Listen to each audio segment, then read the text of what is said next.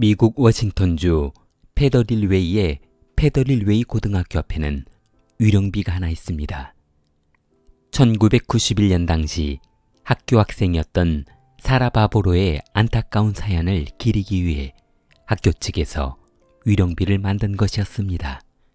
사람들은 학교가 그녀와 무슨 사연이 있어 이런 위령비를 만든 것인지 궁금했습니다.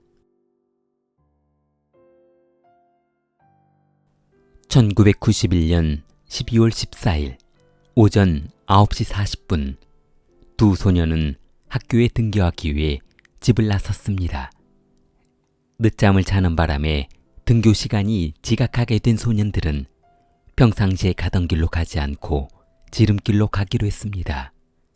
스케이트보드를 발로 밀며 타고 가다 지름길인 덤불숲에 접어들자 타고 있던 스케이트보드를 한 손에 집어들며 덤불숲으로 달려갔습니다.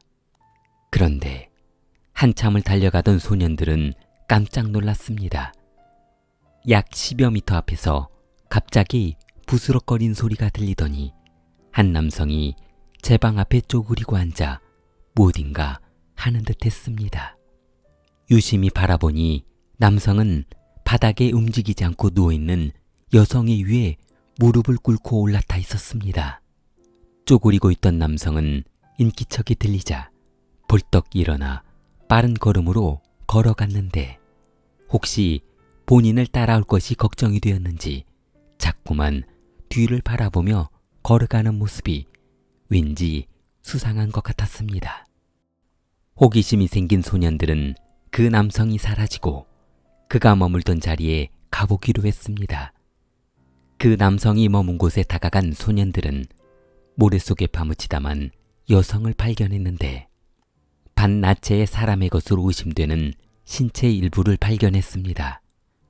너무 놀란 소년들은 집으로 달려가 부모에게 이 사실을 알렸습니다. 그러자 부모들은 911에 신고했고 잠시 후 경찰과 같이 현장에 도착했습니다. 경찰은 시신을 조사하던 중 그녀의 심각한 모습을 보고 충격을 받았습니다. 그녀의 손톱알에 범인의 것으로 의심되는 살점이 묻어 있었기 때문이었습니다. 살인범이 그녀를 살해할 당시 살아남기 위해 그 남성과 과격한 몸싸움을 하다 남성의 신체 일부를 핥혔을 것으로 예상했습니다. 그녀는 드릴팀이라는 고등학교 미식축구팀 치어리더 스웨터를 입고 있었습니다. 복장으로 보아 아마도 인근 워싱턴 주립고등학교 치어리더로 활약하고 있는 듯 했습니다. 그녀는 주름치마와 스웨터를 입고 있었습니다. 경찰이 모래에 파묻힌 시신을 꺼내본 순간 그녀의 얼굴은 말 못할 정도로 심하게 훼손이 되어 있었습니다. 그녀의 목에는 길게 늘어진 나이론 줄 같은 것이 감겨져 있었는데 아마도 살인범이 그녀를 살해했을 때 사용했던 도구가 스타킹이었던 것 같았습니다. 살려달라며 발버둥 치는 그녀를 스타킹으로 목을 조르다 보니 마치 나이론 줄처럼 늘어져 버린 것이었습니다. 그리고 그녀의 여성에는 살인범으로 의심되는 남성의 정액이 남아 있었습니다. 사건 당일 살해당한 사라는 그날 아침 일찍 일어나 약속 장소에 가야만 했던 사연이 있었습니다. 아침 일찍 일어나도 시간이 모자랐던 그녀는 머리에 고데기를 말고 아버지의 차를 직접 운전해 학교 인근 정류장으로 향했습니다. 그녀가 아침부터 서두른 이유는 그녀가 다니고 있는 페더럴웨이 고등학교 미식축구팀이 경기가 있어 일행들과 함께 행사에 참여하기 위해 아버지 차를 타고 버스 정류장 뒤편에 있는 주차장에 차를 주차한 후 버스가 도착하기만을 기다리고 있었던 것이었습니다. 만약 일행이 탄 버스가 먼저 도착하고 본인이 늦게 도착한다면 도리가 아닌 것 같아 1시간 일찍 약속 장소에 도착한 것이었습니다. 그녀는 아침 일찍 행사팀이 타고 올 버스를 기다리기 위해 1시간 일찍 집에서 나와 버스 정류장 주차장에 주차한 후 차 속에서 행사버스를 기다리고 있었습니다. 경찰은 소년들이 진술한 용의자로 의심되는 그 남성을 쫓기 위해 분주했습니다. 그리고 현장에 남아있던 범인의 DNA를 확보한 상태여서 범인을 잡는 것은 시간 문제라 생각했습니다. 사건이 발생한 인근 도시의 30에서 40대 남성 100여 명의 유전자를 검사해 보기로 했습니다. 그러나 경찰이 유전자를 검사한 남성들은 범인의 유전자와 일치하지 않았습니다. 그 이후로도 몽타주를 만들어 용의자로 지목된 사람들의 DNA를 대조해 보았으나 모두 허사였습니다. 그렇게 시간은 흘러 28년 동안 사건은 해결되지 않으며 영원한 미제 사건으로 남게 되었습니다.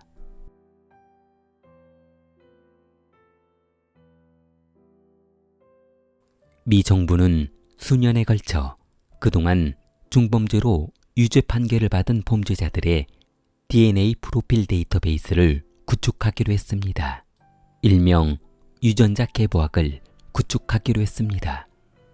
그동안 범죄 학교의 통계를 보면 한 번 범죄를 저지른 범죄자가 다시 범죄를 일으킬 가능성이 큰 것으로 밝혀졌습니다. 일반 사람들이 중범을 저지르기에는 극히 드물다는 조사 결과를 기반으로 한 것이었습니다. 정부는 CODIS를 통해 검사를 실행하기로 했습니다. 2019년 10월 유전자 계보학자는 그동안 중범죄를 저질렀던 수많은 전과자의 DNA와 28년 전 사라 사건의 DNA가 일치하는 전과자를 찾아보기로 했습니다. 얼마 후 컴퓨터는 일부 유전자가 일치하는 인물 2명을 지명했습니다. 한 명은 킹카운티 형제의 형이었으나 유전자 일치 확률이 적어 배제되었고 퍼센트가 상당히 높은 그의 동생 니콜라스라는 남성을 지목했습니다.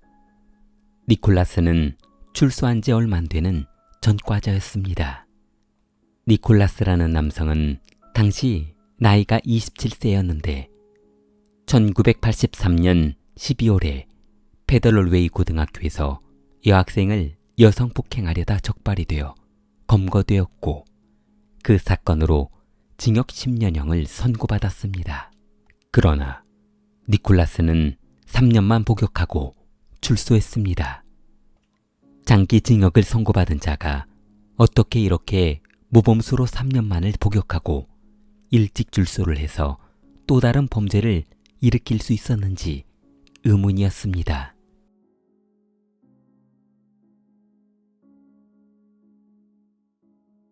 경찰은 니콜라스를 검거하기 위해 그가 살고 있는 거주지로 가서 잠복 근무를 했습니다. 용의자 니콜라스는 경찰이 28년 전 사건을 가지고 본인을 조사하고 있을 것이라고는 생각지도 못하고 있었습니다. 한참 동안 잠복 근무를 하고 있던 경찰은 니콜라스의 현관문이 열리자 인근 건물 뒤에 숨어 있었습니다. 니콜라스는 아무런 의심 없이 어깨에 짊어진 빨래 자루를 들고 빨래방으로 향했습니다. 그는 거주지 근처 캐트라는 빨래방으로 들어갔습니다. 잠시 후 빨래를 돌리고 담배를 피우기 위해 건물 앞으로 나왔습니다. 잠복하고 있던 경찰들은 그가 담배를 피우고 버리는 꽁초를 유심히 지켜봤습니다. 담배를 다 피운 니콜라스가 다시 빨래방으로 들어가자 경찰은 그가 버리고 간 담배꽁초를 주워 DNA 검사를 해보았습니다.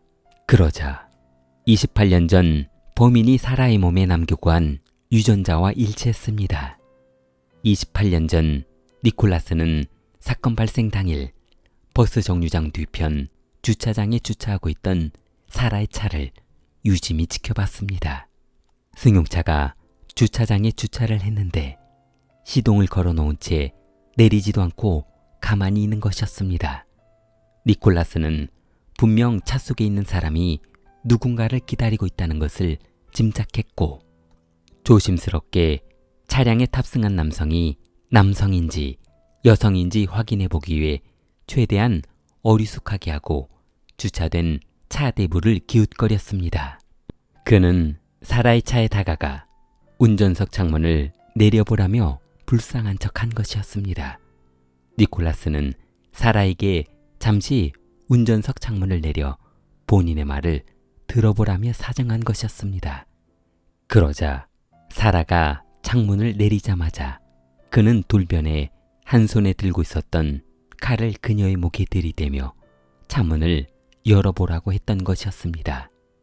그녀를 차에서 내리게 해 사람 왕래가 드문 언덕으로 끌고 간 것이었습니다. 니콜라스의 목적은 단 하나였습니다. 그녀를 살해하는 것이었습니다.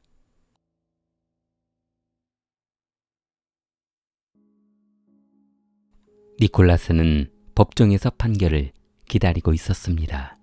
판사는 재판을 잠시 멈추고 사라의 어머니를 증인석에 앉혀 하고 싶은 말을 해보라고 했습니다. 그러자 어머니는 똑똑했던 사라는 내 인생의 기쁨이었습니다. 라는 말을 남기고 내려갔습니다. 용의자 니콜라스는 28년 만에 검거되어 올해 55세의 나이에 법원으로부터 징역 45년형을 선고받았습니다. 만약 니콜라스가 징역 45년 안에 감옥에서 사망하지 않는다면 출소 불가능하다는 조항도 넣었습니다. 한마디로 죽어서는 교도소를 나올 수 있어도 살아서는 나올 수 없다는 것이었습니다. 만약 유전 개보학의 조사 결과가 없었다면 이 사건은 영원히 미제 사건으로 남았을 사건이었다고 합니다. 살인범은 본인과 아무런 관련도 없는 불특정인을 폭행한 후 살해하는 아주 잔인한 범죄자였습니다. 2012년 1월 12일 워싱턴주 페더릴웨이의 페더릴웨이 고등학교 앞에서 1991년 그녀가 사망했을 당시 본 학교 학생이었던 사라의 벌을 기리기 위해 위령비가 만들어졌습니다.